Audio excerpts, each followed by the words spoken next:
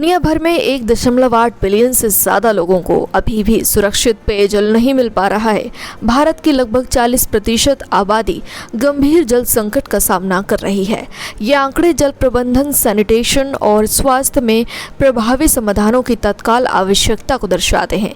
इसी कड़ी में प्लम्बेक्स इंडिया द्वारा नई दिल्ली में प्रेस कॉन्फ्रेंस का आयोजन किया गया। बता दें कि प्लम्बेक्स इंडिया 2025 जो 24 से 26 अप्रैल तक भारत मंडपम नई दिल्ली में आयोजित होने वाला है। भारत में प्लम्बिंग, सैनिटेशन और वाटर मैनेजमेंट प्रोफेशनल्स का सबसे बड़ा कार्यक्रम है, जो भारत के जल संकट को हल करने के समाधानों पर केंद्रित उद्योग के लीडर्स, इनोवेटर्स और पॉलिसी मेकर्स को एक साथ लाएगा। इंडियन प्लम्बिंग एसोसिएशन के नेशनल प्रेसिडेंट गुरमीत सिंह अरोड़ा ने कहा कि प्लम्बेक्स इंडिया व्यवसायियों और उभरते उद्यमों के लिए नेटवर्क बनाने और नए अवसरों का मूल्यांकन करने की पहल है। प्लम्बिंग और जल समाधानों के लिए भारत के प्रमुख प्लेटफॉर्म के रूप में प्लम्बेक्स इंडिया 2025 जल सुरक्षा की दिशा में ग्लोबल स्तर पर चल रही मुहिम में एक महत्वपूर्ण कार्यक्रम बनने जा रहा है।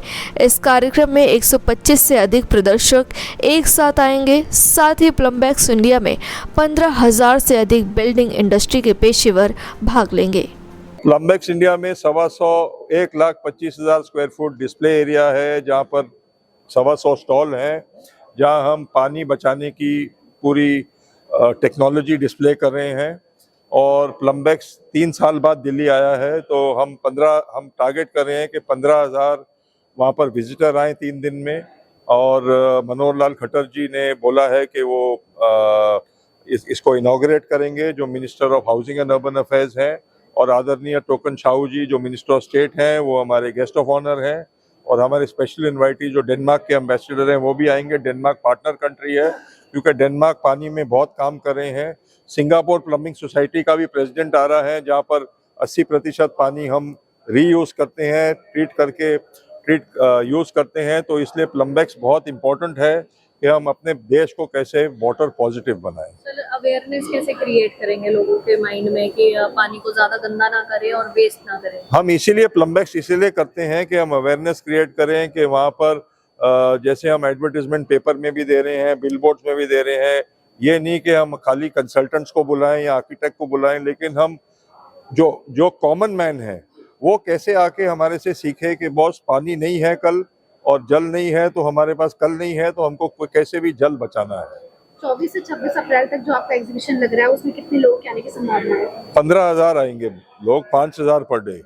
कितनी कंपनियां इंक्लूडेड है उसमें? 125 स्टॉल हैं, 125 कंपनियां हैं। B2B मीटिंग्स होंगी वहाँ, बिजनेस टू बिजनेस मीटिंग हम अरेंज कर रहे हैं उनके लिए। हम 100 बंदे जो कंसल्टेंट और आर्किटेक्ट हैं ऑल ओवर इंडिया से, हम उनको स्पॉन्सर कर रहे हैं। उनकी हम एयर टिकट और होटल 1 दिन का भी दे रहे हैं। उनको रात के लिए भी हम कॉकटेल के लिए बुलाएंगे, क्योंकि वो मतलब हमारे साथ रहेंगे 2 दिन के लिए। और उनकी हम B2B मीटिंग्स करेंगे, सो दैट वो जो भी लोग आए, आबादी आए, उनको हम एजुकेट करें। वो इंटरनेशनल लेवल पे भी किसी को बुलाया गया या सिर्फ इंडिया से?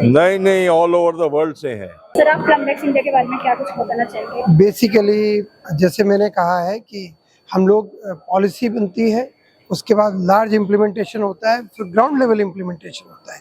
सो प्लम्बेक्स इंडिया में ग्राउंड लेवल पे आप कैसे इम्प्लीमेंट करेंगे, आर्किटेक्ट्स को सीखना पड़ेगा या इंजीनियर्स को, और नई टेक्नोलॉजी क्या है, ओवर द ग्लोब क्या टेक्नोलॉजी है।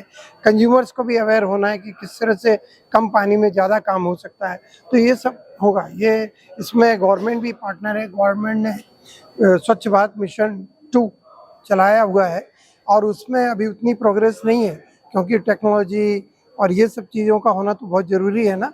तो इस सब के लिए ये प्लम्बेक्स है। सर, जो पब्लिक आई वो कैसे आएगी, कितना देखिए, पब्लिक को लाने के लिए ही हम आपसे बात कर रहे हैं कि आप लोग जो है इस मैसेज को आगे बढ़ाइए। कल पानी नहीं होगा तो आपको भी उतनी डिफिकल्टी होगी, मुझे भी होगी। पेपर, प्रिंट और पल्प बनने में प्रॉब्लम होगी, तो आप लोगों का मीडिया सारा प्रॉब्लम होगा। स्टील जाएगा। रजिस्ट्रेशन क्या है? रजिस्ट्रेशन देखिए, ये NGO है, रजिस्ट्रेशन तो फ्री है, और हमारा कोई इंटरेस्ट नहीं है, न किसी कंपनी से कोई लिया ना दिया। हमारा तो यह है कि टेक्नोलॉजी का डिसेमिनेशन होना चाहिए। और ग्लोबल टेक्नोलॉजी क्या है, वो ग्लोबल टेक्नोलॉजी यहाँ पता लगना चाहिए। आप कम पानी में ज़्यादा काम कैसे करेंगे? अगर आप ऐसा नहीं कर पाएंगे, प्रोडक्टिविटी नहीं बढ़ेगी आपकी, मैन्युफैक्चरिंग आपकी जो अभी तक 15% पर है वहीं रहेगी। अभी हम सारा पानी एग्रीकल्चर में यूज़ कर रहे हैं, हमारे लिए पीने के पानी की असुविधा है, जैसे बता रहे हैं कि सारा का सारा वेस्ट वाटर भी हम ट्रीट नहीं कर पा रहे हैं। तो कहीं ना कहीं इस तरह से होना चाहिए कि आपकी बिल्डिंग में पानी आया, आप ही ने ट्रीट कर लिया, आप ही ने उसको रीयूज़ कर लिया, आपने रिसाइकिल कर दिया। ये सिंगापुर में होता है, ये और भी कई जगह डेनमार्क में हो रहा है। तो हम इसीलिए उन लोगों के साथ कोलैबोरेट कर रहे हैं। कि साइंस और टेक्नोलॉजी दिन रात बदल रही है, तो आप ये सोचिए कि बिल्डिंग लाइन में भी बहुत चेंजेस आते हैं। तो जो ये शो है, पर्टिकुलरली बिल्डिंग के जो बनाने वाले हैं, जिनको रियल एस्टेट डेवलपर बोलते हैं, या प्लान करने वाले आर्किटेक्ट्स हैं, या एमई कंसल्टेंट्स हैं, उन लोगों के लिए और एक जनरल सिटीजन के लिए भी ये बहुत ज़रूरी है कि वो वहाँ करके जो प्रोडक्ट डिस्प्लेड हैं उनको कैसे इंस्टॉल करा जाता है, उनकी क्या करेक्टरिस्टिक्स हैं, उनका क्या इम्पैक्ट पड़ता है, उनके कॉस्ट में क्या फ़र्क पड़ेगा, ये जानना ज़रूरी है। और उसके लिए हम उनको रिक्वेस्ट करते हैं कि वो 3 दिनों में ज़्यादा से ज़्यादा नंबर में आए। आप अभी रेन वाटर हार्वेस्टिंग से उसका संबंध क्या जानना चाहते हैं? मतलब ये दोनों डिफरेंट क्वेश्चन दोनों डिफरेंट क्वेश्चन है, मैं आपको बताता हूँ।